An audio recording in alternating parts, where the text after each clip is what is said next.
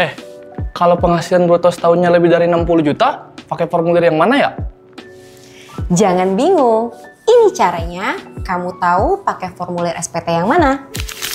Kawan pajak yang berstatus sebagai pegawai, karyawan, atau bekerja dari pemberi kerja punya kewajiban untuk melaporkan SPT tahunan.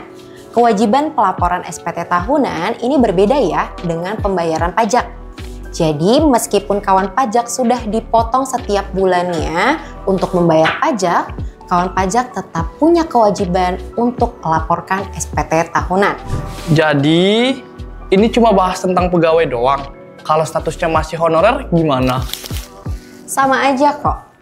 Bagi kawan pajak yang berstatus sebagai pegawai, karyawan, honorer, ataupun bekerja dari pemberi kerja yang lain, tetap punya kewajiban untuk melaporkan SPT tahunan selama memiliki NPWP dan berpenghasilan. Lapor SPT tahunan dapat dilakukan secara online. SPT tahunan tahun pajak 2024 yang dilaporkan di tahun 2025 dapat dilakukan di laman djponline.pajak.go.id.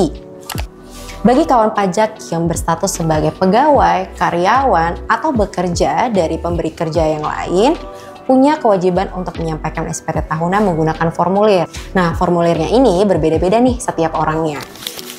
Pertama kita lihat dulu nih, kawan pajak bekerja di mana.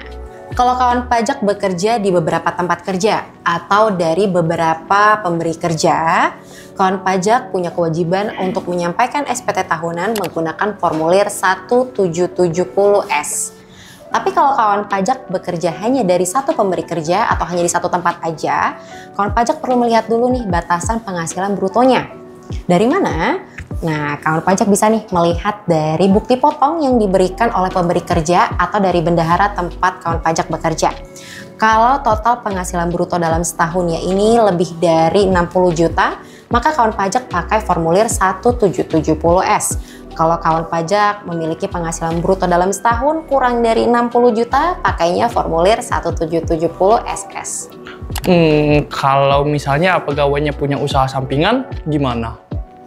Bagi kawan pajak yang berstatus sebagai pegawai atau bekerja dari pemberi kerja, kemudian punya usaha, nah kawan pajak melaporkan SPT-nya menggunakan formulir 1770.